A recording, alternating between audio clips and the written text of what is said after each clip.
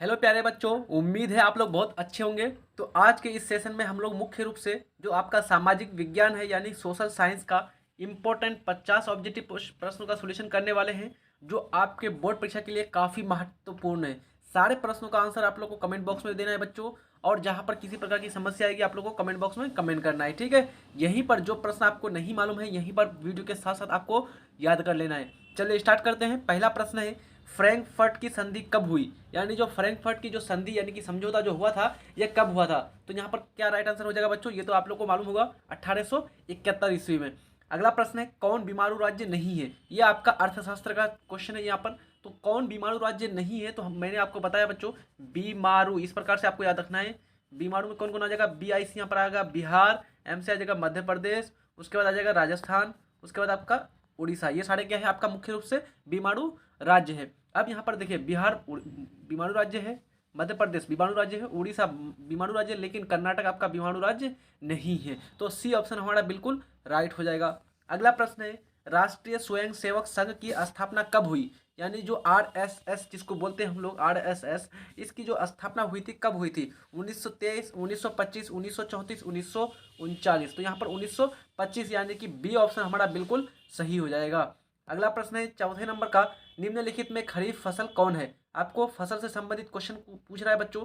तो आप लोग को मालूम ही होगा, रबी फसल और खरीफ फसल और जायद फसल, तीन प्रकार के फसल हम लोग पढ़ते हैं मुख्य रूप से 10 क्लास में, खरीफ फसल और जायद फसल। तो रबी फसल किस किस टाइम उगाया जाता है? ये जाड़े के समय में उपजाया जाता है बच्चों। किसके समय में? यानी कि ठंडी के मौसम में। और खरीफ फसल को बरसात के मौसम में। तो गेहूँ किस टाइम में? तो गेहूँ हम लोगों का मुख्य रूप से आ गया रबी फसल, क्योंकि इसको ठंडी में उपजाते हैं। सरसों यानी कि तोड़ी, इसको भी ठंडी के मौसम में उपजाया जाता है। मटर, ये भी आपका ठंडी के समय में उपजाया जाता है। लेकिन यहाँ पर जो चावल है बच्चों, ये मुख्य रूप से गर्मी के समय में, यानी कि बारिश का टाइम जो होता है जून जुलाई वाले महीने में, उस समय ये उपजाया जाता है। इसलिए सी ऑप्शन हमारा बिल्कुल सही हो जाएगा। अगला प्रश्न है, भारत में न्यूनतम मजदूरी कानून कब बना? सारे प्रश्नों का आंसर आप लोग जल्दी से साथ साथ में कमेंट बॉक्स में देते जाना बच्चों, ठीक है।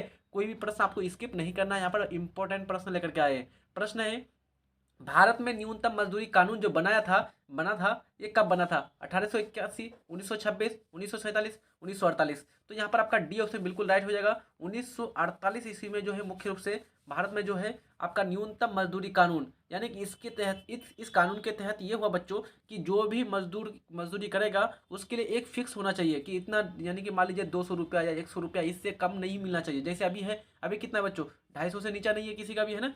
अगला है आपका छठा नंबर का, पाटलिपुत्र किसके समय में मगध की राजधानी बनी? यानी जो पाटलिपुत्र है, ये जो पटना, जिसका अभी प्राचीन नाम जो जिसका था पाटलिपुत्र, अभी वर्तमान में जो पटना है, इसका जो मुख्य रूप से किसके समय, किसके शासनकाल में मगध की राजधानी बनी थी? तो यहाँ पर मुख्य रूप से जो शासक था आपका बी ऑप्शन, उदयन। उदयन साहब ने क्या किया था बच्चों? इन्होंने पाटलिपुत्र क्या किया था? मगध को राजधानी बनाया था, है ना। मगध की राजधानी यानी कि पाटलिपुत्रा को बनाया था। अगला प्रश्न है, औद्योगिक क्रांति की शुरुआत कहाँ से हुई थी?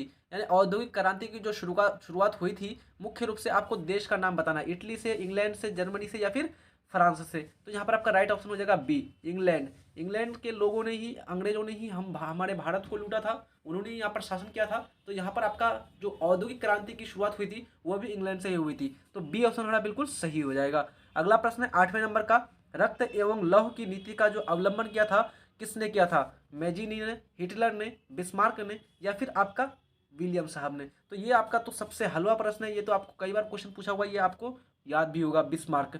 अगला प्रश्न है, महात्मा गांधी ने किस पत्र का संपादन किया? यानी महात्मा गांधी ने जो पत्र का संपादन किया था उसका नाम क्या था? तो यहाँ पर आपका राइट हो जाएगा यंग इंडिया। यंग इंडिया, यही उसका क्या था बच्चों? मुख्य रूप से पत्र था, है ना।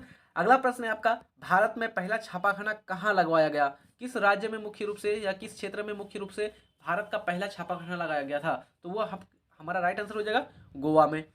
अगला प्रश्न है, पर्यावरण संरक्षण हेतु पहला सम्मेलन कहाँ पर हुआ था? पहला जो संरक्षण हुआ था पर्यावरण को सुरक्षित करने के लिए, पर्यावरण के संरक्षण के लिए, पर्यावरण को दूषित होने से बचाने के लिए, तो ये कहाँ पर हुआ था? न्यूयॉर्क, जेनेवा, स्टॉकहोम, या फिर बुडापेस्ट? तो राइट आंसर क्या हो जाएगा बच्चों? स्टॉकहोम में हुआ था। तो यहाँ पर हमारा सी ऑप्शन बिल्कुल सही हो जाएगा। अगला प्रश्न है, निम्नलिखित में किस प्रांत में सीढ़ीदार खेती की जाती है? सीढ़ीदार खेती मतलब कि बच्चों इस प्रकार से, सीढ़ीदार खेती, तो सीढ़ीदार खेती आप लोग को ध्यान रखना कि सीढ़ीदार जो खेती होती है वो जो है मुख्य रूप से पर्वतीय और पहाड़ी वाले इलाके में होते हैं। तो अब इन चारों में से जो राज्य आपका पहाड़ी इलाका है उसी में हो जाएगा सीढ़ीनुमा, जिसको हम लोग क्या बोलते हैं बच्चों? इसको समुच्च कृषि भी बोला जाता है ना। तो यहाँ पर आपका कौन सा हो जाएगा, हरियाणा या फिर पंजाब या फिर उत्तरांचल या फिर उत्तर प्रदेश। तो हम लोग जानते हैं हरियाणा, पंजाब और उत्तर प्रदेश ये मैदानी इलाका है, लेकिन जो उत्तरांचल यानी कि उत्तराखंड वाला इलाका है बच्चों, ये मुख्य रूप से ये क्षेत्र आपका पहाड़ी और पर्वतीय क्षेत्र है, इसलिए यहाँ पर सीढ़ीनुमा खेती की जाती है। तो सी ऑप्शन हमारा बिल्कुल राइट हो जाएगा। अगला प्रश्न है 13वें नंबर का, वन संरक्षण एवं प्रबंधन की दृष्टि से वनों को कितने वर्गों में बांटा गया है। तो वनों के संरक्षण और प्रबंधन के लिए मुख्य रूप से उन्हें कितने वर्गों में बांटा गया है बच्चों। तो यहाँ पर आपका राइट आंसर हो जाएगा 3, यानी कि इनको 3 वर्गों में मुख्य रूप से बांटा गया है, जो आप लोग चैप्टर में पढ़े होंगे, आरक्षित वन, है ना।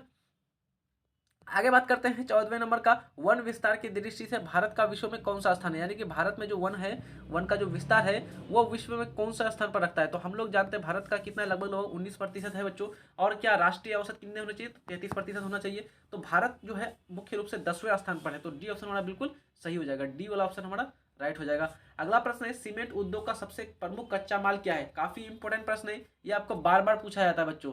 तो आप लोग को याद रखना है कि सीमेंट उद्योग का जो सबसे कच्चा माल है प्रमुख, वो है आपका चूना पत्थर, यानी कि ए ऑप्शन आपका बिल्कुल राइट हो जाएगा। आगे है बॉक्साइट, इसके बारे में आप लोग को मालूम होना चाहिए कि बॉक्साइट जो है मुख्य रूप से किसका अयस्क है। तो ये आपका एल्यूमिनियम धातु का अयस्क है। अगला प्रश्न है, उपभोक्ता अधिकार दिवस कब मनाया जाता है, यानी उपभोक्ता अधिकार जो दिवस मनाया जाता है वो किस दिन को मनाया जाता है। तो 15 मार्च, यहाँ पर हमारा बी ऑप्शन बिल्कुल राइट हो जाएगा। अगला प्रश्न है 17वें नंबर का, इनमें से कौन उपभोक्ता उद्योग है। आपको उपभोक्ता उद्योग बताना है इनमें से, पेट्रो रसायन, लौह इस्पात, चीनी उद्योग, वस्त्र उद्योग। तो यहाँ पर आपका मुख्य रूप से जो उपभोक्ता उद्योग है बच्चों, यहाँ पर आपका राइट आंसर हो जाएगा क्या, पेट्रो रसायन होगा कि या फिर आपका कौन सा होगा, जल्दी से बताइए। तो यहाँ पर आपका बिल्कुल जो राइट आंसर होगा बच्चों वो होगा आपका सी नंबर, यानी कि चीनी उद्योग। ये क्या है, हमारा उपभोक्ता उद्योग है, यानी इसे हम लोग क्या करते हैं, खाद्य पदार्थ के लिए इसको हम लोग प्रयोग करते हैं ना। तो चीनी उद्योग आपका राइट आंसर हो जाएगा। अगला प्रश्न है, किस राज्य में सॉफ्टवेयर प्रौद्योगिकी पार्क नहीं है, यानी सॉफ्टवेयर जो प्रौद्योगिकी पार्क है कौन सा राज्य में नहीं है। कर्नाटक में, कर्नाटक तो स्पेशली उसी के लिए जाना जाता है। छत्तीसगढ़, तो छत्तीसगढ़ हमारा बिल्कुल राइट हो जाएगा। छत्तीसगढ़ में किसी भी प्रकार का सॉफ्टवेयर पार्क प्रौद्योगिकी पार्क नहीं है, सॉफ्टवेयर टेक्नोलॉजी पार्क, ठीक है, इसको बोलते हैं। अगला प्रश्न है, हिंद चीन में कोलोन किन्हें कहा जाता था बच्चों। मुख्य रूप से जो कोलोन शब्द जो प्रयोग किया जाता था, कोलोन, ये किसके लिए प्रयोग किया जाता था इस शब्द को, विद्यार्थियों के लिए, सैनिकों के लिए, फ्रांसीसियों के लिए या फिर चीनियों के लिए। तो ये आपका मुख्य रूप से फ्रांसीसियों के लिए प्रयोग किया जाता कोलोन। अगला प्रश्न है, मानचित्र पर समोच्च रेखाओं को किस रंग से प्रदर्शित करते हैं, यानी जो मानचित्र होता है उसमें मुख्य रूप से जो समोच्च रेखाएं होती है उसको किस रंग द्वारा, यानी कि आपको रंग बताना है, काला, बैगनी, बादामी या फिर पीला। तो यहाँ पर आपका राइट आंसर हो जाएगा बादामी, बादामी कलर के द्वारा समोच्च रेखाओं को दर्शाया जाता है। अगला प्रश्न है, साइमन कमीशन के अध्यक्ष थे, साइमन कमीशन का जो अध्यक्ष था वो कौन था, Lala Lalchand, Dayanand Saraswati, sir John Simon, Madan Mohan Malaviya. तो यहाँ पर आपका बिल्कुल हलवा प्रश्न है, ऑप्शन में ही आपका आंसर दिया हुआ है, sir John Simon. Simon commission इसी के नाम पर कमीशन रखा गया बच्चों, इसका नाम साइमन कमीशन। कब आया था, 1927 में, और यहाँ पर आपका 28 में क्या हुआ, वापस आ गया था। और इसी के दौरान क्या हुआ था बच्चों, साइमन कमीशन गो बैक का नारा लगाया था, और इसी के मतलब कि विरोध करते हुए जो है लाला लाजपत राय जो थे, इन्हीं की हत्या यानी कि मृत्यु हो गई थी लाठी से पीट करके, है ना। 22वें नंबर का प्रश्न है, भारत का सिलिकॉन नगर किसे कहा जाता है, यानी कि भारत के किस नगर को मुख्य रूप से सिलिकॉन नगर कहा जाता है। तो ध्यान रखिएगा, अगर आपको पूछे कि सिल्क सिटी किसे कहते हैं, सिल्क नगर किसे कहते हैं, वो है भागलपुर। अगर पूछेगा सिलिकॉन, सिलिकॉन एक आपका उपधातु जो है बच्चों, मुख्य रूप से सिलिकॉन सिटी अगर के बारे में पूछा जाए तो आपका हो जाएगा बेंगलुरु। तो यहाँ पर डी ऑप्शन बिल्कुल राइट हो जाएगा इस प्रश्न के अनुसार। अगला प्रश्न है आपका, 2006 के बिहार पंचायती राज अधिनियम के अनुसार ग्राम पंचायतों की स्थापना की आबादी के लिए शर्त कितनी थी। तो जो आबादी की जो मुख्य रूप से शर्त थी बच्चों, ग्राम पंचायत की स्थापना के लिए कितनी होनी चाहिए थी, 7000। आप लोग को तो ये मालूम होगा। तो आपका 7000 कौन सा ऑप्शन दिया हुआ है, हमारा बी ऑप्शन दिया हुआ है, बी ऑप्शन बिल्कुल सही हो जाएगा। अगला प्रश्न है, दम घोटू गैस किसे कहा जाता है, यानी कि कौन सी ऐसी गैस है जिसको दम घोटू गैस कहा जाता है। जल्दी से बताइए आप लोग, तो कौन सा राइट आंसर हो जाएगा बच्चों यहाँ पर 24वें नंबर का। तो 24 नंबर का आप लोग का हो जाएगा कार्बन मोनोऑक्साइड। कार्बन मोनोऑक्साइड को क्या कहा जाता है, दम घोटू गैस कहा जाता है। जब भी आप लोग ट्यूब, टायर या किसी प्रकार का चीज जलाते हैं बच्चों, तो वहाँ पर इस प्रकार के गैस आपको मतलब कि क्या अनुभव होता है, और यह गैस काफ़ी मतलब कि दम घुटाने वाली होती है, वहाँ पर सांस लेना बहुत ही मुश्किल होती है बच्चों। अगला प्रश्न है, साख का अर्थ है, जो साख का जो अर्थ होता है वो क्या होता है, विश्वास करना, बिल्कुल राइट। ऋण लौटाने की क्षमता, बिल्कुल राइट। उपयुक्त दोनों, तो यहाँ पर आपका दोनों आपका कथन सही है, तो हमारा सी ऑप्शन बिल्कुल राइट हो जाएगा। अगला प्रश्न है, नेल्लोर में ताड़ी विरोधी आंदोलन में कितने गांव की महिलाओं ने भाग लिया। नेल्लोर में एक आंदोलन किया गया था, किसके लिए, तो ताड़ी का विरोध करने के लिए। ताड़ी का विरोध करने के लिए जो मुख्य रूप से महिलाओं ने भाग लिया था, तो टोटल कितने गांव की महिलाओं ने इसमें संगठित करके इस आंदोलन में भाग लिया था। तो जल्दी से बताइए कौन सा ऑप्शन सही हो जाएगा। लगभग 5000, लगभग 5000 गाँव के महिलाओं ने मुख्य रूप से इस आंदोलन में भाग लिया था। तो हमारा बी ऑप्शन बिल्कुल सही हो जाएगा। 27 नंबर का प्रश्न है, साख पत्र कितने प्रकार के होते हैं? जो साख पत्र होते हैं ये कितने प्रकार के होते हैं? तो यहाँ पर आपका बिल्कुल राइट हो जाएगा 8। ये कितने प्रकार के होते हैं बच्चों? 8 होते हैं। जैसे चेक पत्र या फिर अलग अलग प्रकार के दिए जाते हैं। तो यहाँ पर 8 प्रकार का आपको ध्यान रखना है। दल बदल विरोधी कानून कब पारित हुआ? जो दल बदल विरोधी कानून जो पारित हुआ था ये कब हुआ था? तो ये पारित हुआ था बच्चों 1985 ईस्वी में। कब हुआ था? 1985। यहाँ पर आपका राइट आंसर दिया हुआ है, यानी दल बदल कानून था बच्चों वो हुआ था आपका 1985। यहाँ पर आपका 1950 हो गया। ध्यान रखिएगा, इसको बदल कर 1985 कर दीजिएगा, क्योंकि 1985 में, क्योंकि कांग्रेस की स्थापना के 100 साल बाद, यानी कि कांग्रेस की स्थापना कब हुई थी? 1885 में। इसके 100 साल बाद 1985 में मुख्य रूप से दल बदल विरोधी कानून पारित हुआ था। ऐसे याद रखने का ट्रिक है आप लोग को। अगला प्रश्न है आपका 29 नंबर का, संपूर्ण क्रांति का उद्देश्य क्या था? जो संपूर्ण क्रांति चलाया गया था जयप्रकाश नारायण के द्वारा, है ना, तो इसका मुख्य रूप से इसका उद्देश्य क्या था? तो ये इसका उद्देश्य था लोकतंत्र की बहाली, लोकतंत्र की स्थापना। ये ऑप्शन हमारा बिल्कुल राइट हो जाएगा। 30 नंबर का प्रश्न है, बिहार के आर्थिक पिछड़ेपन का मुख्य रूप से क्या क्या कारण है? तो आप लोग को दिखता होगा बच्चों, बिहार के आर्थिक जो पिछड़ेपन है ये आप लोग को दीर्घ उत्तरीय प्रश्न में पूछा जाता है। सीधा सीधा अर्थशास्त्र का क्वेश्चन है। जनसंख्या में तीव्र वृद्धि, कृषि पर अत्यधिक जनभार, बाढ़ एवं सूखा का प्रकोप, इनमें से सभी। तो यहाँ पर आपका सारा का सारा राइट हो जाएगा। तो हमारा डी ऑप्शन बिल्कुल सही हो जाएगा, क्योंकि बिहार की जनसंख्या क्या है बच्चों? काफी अधिक है, 10 करोड़ प्लस है। कृषि पर आधारित, यानी कि जितने भी लोग हैं ज्यादातर किस पर निर्भर है? कृषि पर निर्भर है। लेकिन लोगों के पास खेतों की जो आकार है, खेतों का आकार क्या है? काफी छोटा है। यानी कि किसी के पास 2 बीघा, किसी के पास 4 बीघा, यानी कि मध्यम और छोटे किसान है हमारे बिहार में। मुख्य रूप से जो बाढ़ एवं सूखा का प्रभाव, तो बिहार का जो उत्तरी बिहार है ये पूरा का पूरा बाढ़ से ग्रसित रहता है, और बिहार का दक्षिणी वाला क्षेत्र ये सूखा से ग्रसित रहता है। तो यहाँ पर हर तरह से मार पड़ता है बच्चों, और मुख्य रूप से यही क्या होता है? बिहार के पिछड़ेपन का मुख्य रूप से कारण बन जाता है। तो डी ऑप्शन बिल्कुल सही हो जाएगा। बिहार में जीवन यापन का मुख्य साधन क्या है? तो आपको बिहार के जीवन यापन का मुख्य साधन बताना है। तो यहाँ पर आपका राइट आंसर हो जाएगा ये, यानी कि कृषि। ज्यादातर लोग किस पर निर्भर है? तो लगभग ज्यादातर लोग आपका बिहार के जो है वो आपका कृषि पर सीधे सीधे निर्भर है। तो ए ऑप्शन बिल्कुल राइट हो जाएगा। 32 नंबर का प्रश्न है, मानव विकास सूचकांक में कितने सूचक होते हैं? यानी कि मानव विकास सूचकांक जिसको बोलते हैं ह्यूमन डेवलपमेंट इंडेक्स, HDI, इसमें टोटल कितने सूचक होते हैं? तो इसमें 3 प्रकार के सूचक होते हैं बच्चों, आपको ध्यान रखना है। एक होता है जीवन प्रत्याशा, एक होता है शिक्षा साक्षरता दर, और एक होता है प्रति व्यक्ति आय। इन तीनों को ही मुख्य रूप से क्या माना जाता है? इन तीनों को ही प्रधान माना जाता है। तो हमारा ऑप्शन कौन सा सही हो जाएगा? बी ऑप्शन बिल्कुल राइट हो जाएगा। अगला प्रश्न है, भारत का सबसे बड़ा वाणिज्यिक बैंक कौन सा है? भारत का वाणिज्यिक बैंक आपको पूछ रहा है, तो यहाँ पर राइट आंसर हो जाएगा भारतीय स्टेट बैंक, यानी स्टेट बैंक ऑफ इंडिया, जिसको बोलते हैं SBI। ये सबसे ज्यादा क्या है बच्चों? सबसे बड़ा आपका वाणिज्यिक बैंक है। अगला प्रश्न है, भारत में सहकारिता आंदोलन कब आरंभ हुआ? यानी कि जब इसका आरंभ हुआ था, भारत में सहकारिता जो आंदोलन आरंभ हुआ था ये किस वर्ष हुआ था? 1904, 1905, 1907 या फिर 1920 में? तो यहाँ पर राइट आंसर क्या हो जाएगा बच्चों? 1904 ईस्वी में हुआ था। तो ए ऑप्शन हमारा बिल्कुल सही हो जाएगा। अगला प्रश्न है 35 नंबर का, एक अर्थव्यवस्था के किस क्षेत्र को सेवा क्षेत्र कहा जाता है? मैं आपसे रिक्वेस्ट करूंगा, चैनल में अगर आप लोग न्यू है तो चैनल को जल्दी से सब्सक्राइब कर दीजिए, वीडियो अच्छे लग रहे तो लाइक कर दिए बच्चों, और अपने दोस्त यार को जल्दी से शेयर भी कर दीजिएगा वीडियो। अगर टेलीग्राम पर ज्वाइन नहीं हुए तो जल्दी से चैनल के डिस्क्रिप्शन में जाकर के आप लिंक पर दिए हुए लिंक पर क्या करें, वहाँ पर क्लिक करके आप सीधा सीधा जो है मुख्य रूप से चैनल से भी, ये टेलीग्राम ग्रुप से भी आप ज्वाइन हो जाइए, ताकि आपको नोटिफिकेशन मिलता रहेगा। ठीक है, चलिए, एक अर्थव्यवस्था के लिए किस क्षेत्र को सेवा क्षेत्र कहा जाता है? किस क्षेत्र को? तो हम लोग 3 प्रकार का सेवा क्षेत्र, हम लोग 3 प्रकार का क्षेत्र पढ़े आर्थिक क्षेत्र में। मुख्य रूप से एक प्राथमिक क्षेत्र जिसको बोलते हैं कृषि क्षेत्र, एक द्वितीय क्षेत्र जिसको बोलते हैं उद्योग क्षेत्र, और तृतीय क्षेत्र को सेवा क्षेत्र कहते हैं। तो तृतीय क्षेत्र हमारा कौन सा ऑप्शन में दिया हुआ? सी ऑप्शन बिल्कुल राइट हो जाएगा। अगला प्रश्न है 36 नंबर का, इनमें से कौन भारतीय कंपनी बहुराष्ट्रीय कंपनी है? कौन सी भारतीय कंपनी ऐसी है जो बहुराष्ट्रीय कंपनी, यानी कि अलग अलग देशों में जाकर के व्यापार करती है? तो यहाँ पर बिल्कुल राइट हो जाएगा बच्चों डाबर। डाबर कैसी कंपनी है? तो डाबर भारत की कंपनी है, और ये आपका मल्टीनेशनल कंपनी है, यानी कि बहुराष्ट्रीय कंपनी है। तो बी ऑप्शन हमारा बिल्कुल सही हो जाएगा। अगला प्रश्न आपका, उपभोक्ता जागरूक आंदोलन कब आरंभ हुआ? यानी कि जो उपभोक्ता जागरूक जो आंदोलन हुआ था ये कब, ये कहाँ से होगा बच्चों? यहाँ से कब नहीं होगा, कहाँ से प्रारंभ हुआ था आपको बताना है। अमेरिका से, फ्रांस से, इंग्लैंड से या फिर जर्मनी से? तो यहाँ पर आपका राइट आंसर हो जाएगा जो है इंग्लैंड से ही औद्योगिक क्रांति की शुरुआत हुई थी, और उपभोक्ता जागरूकता आंदोलन जो चलाया गया था यहीं से चला गया था। तो इंग्लैंड, सी ऑप्शन बिल्कुल राइट हो जाएगा। 38 नंबर का प्रश्न है, उपभोक्ता संरक्षण अधिनियम के अंतर्गत उपभोक्ताओं की अपील सुनने का अधिकार है। उपभोक्ताओं की जो अपील जो सुनने का अधिकार है वो किसको है? राज्य आयोग, राष्ट्रीय आयोग, उपयुक्त दोनों, इनमें से कोई नहीं। तो यहाँ पर आपका राइट आंसर हो जाएगा उपयुक्त दोनों। राज्य आयोग और राष्ट्रीय आयोग दोनों को सुनने का अधिकार है। सी ऑप्शन बिल्कुल सही हो जाएगा। बिहार किस भूकंप जोन में आता है? यानी कि बिहार जो आता है भूकंप का कौन सा क्षेत्र में आता है? तो हमारा ऑप्शन आपका आ जाएगा तीसरा, है ना, अगला प्रश्न है आपका 40 नंबर का, सुदूर संवेदी उपग्रह का प्रयोग किस लिए होता है? जो सुदूर संवेदी उपग्रह जो दूर हमसे काफ़ी दूर है, वो जो उपग्रह मुख्य रूप से इसका जो प्रयोग किया था किसके लिए? संचार के लिए, मौसम विज्ञान के लिए, संसाधनों की खोज के लिए, इनमें से सभी। तो यहाँ पर आपका राइट आंसर होगा डी, यानी कि इनमें से सभी के लिए प्रयोग किया था सुदूर संवेदी उपग्रहों का। अगला प्रश्न है 41 नंबर का, सन 1870 ईस्वी में फ्रांस और पर्सा के बीच युद्ध कहाँ पर हुआ था? जो फ्रांस और पर्सा के बीच जो युद्ध हुआ था 1870 में, ये कहाँ पर हुआ था? तो यहाँ पर आपको ध्यान रखना है सेडोन में। कहाँ पर हुआ था बच्चों? ए ऑप्शन बिल्कुल राइट हो जाएगा, सेडोन में हुआ था आपका दोनों के बीच युद्ध, पर्सा और किसके बीच? फ्रांस के बीच।